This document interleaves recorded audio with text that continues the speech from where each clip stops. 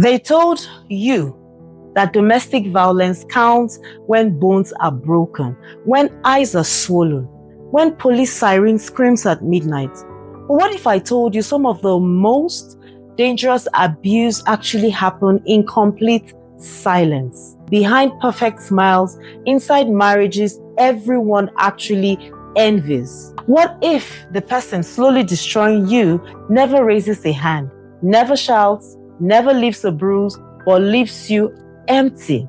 You are confused and shrinking every single day.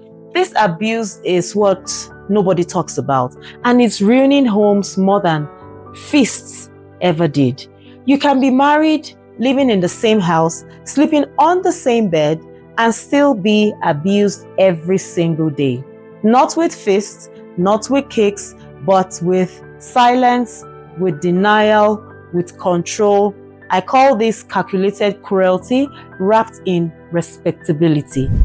Let's talk about emotional and psychological abuse. The kind society ignores. They give excuses and even spiritualizes it until it becomes too late.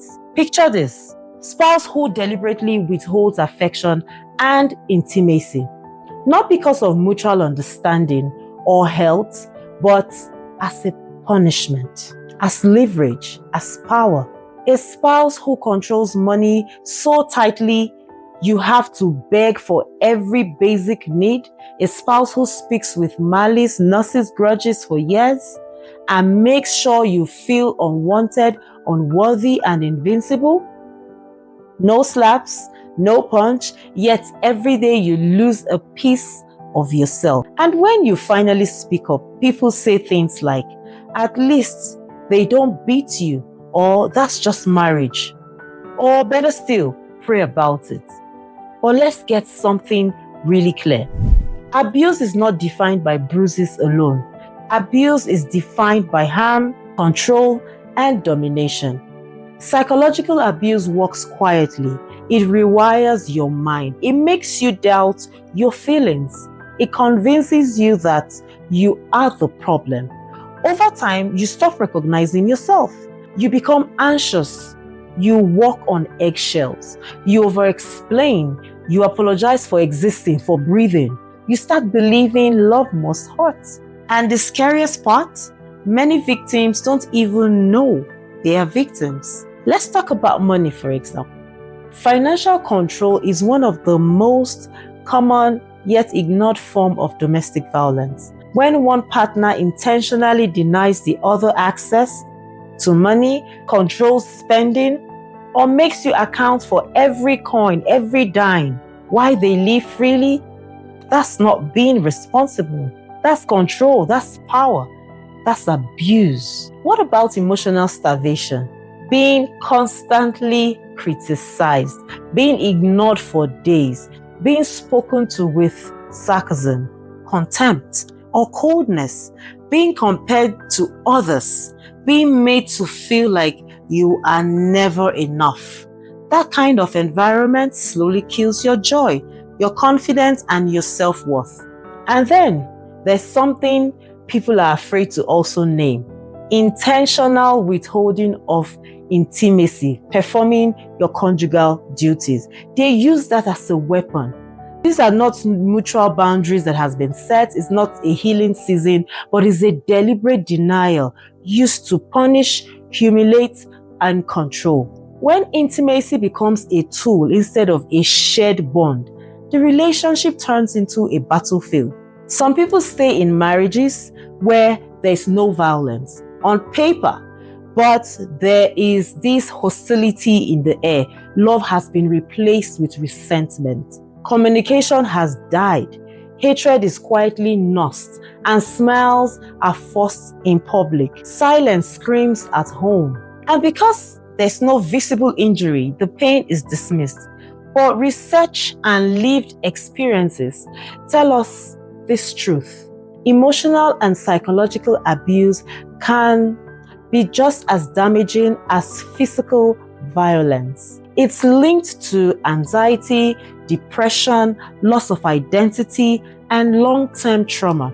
The body may be intact, but the soul is exhausted, is tired. Let me ask you something uncomfortable.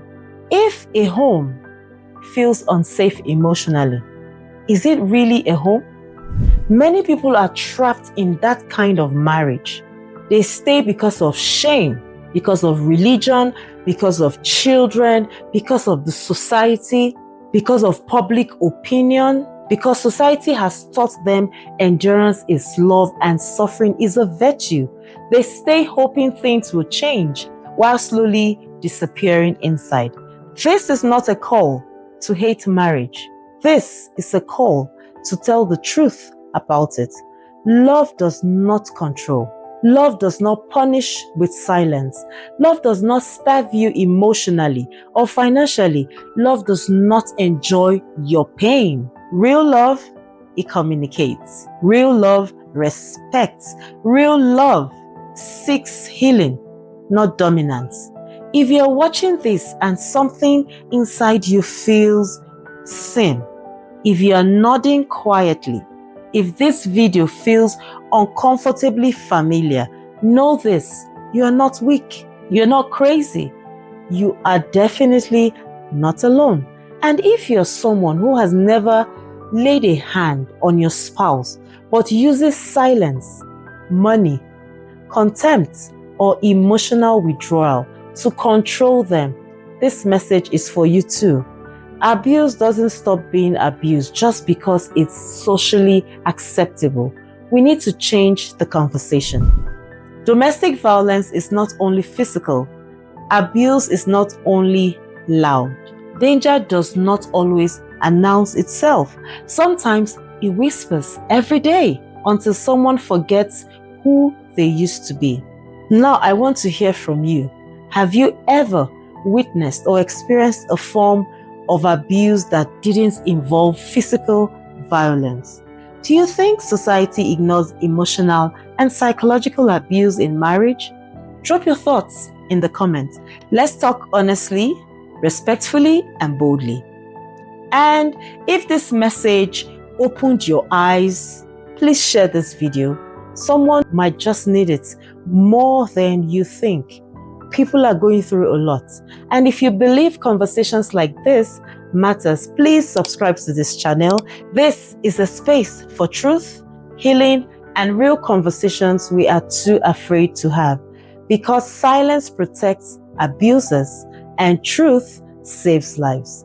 Happy New Year. Welcome to 2026. And I know that this year is going to be an amazing year for us all. My name is Letitia Idiri. Here we tell the truth, unfiltered, uncensored, and definitely unapologetic. See you in my next video.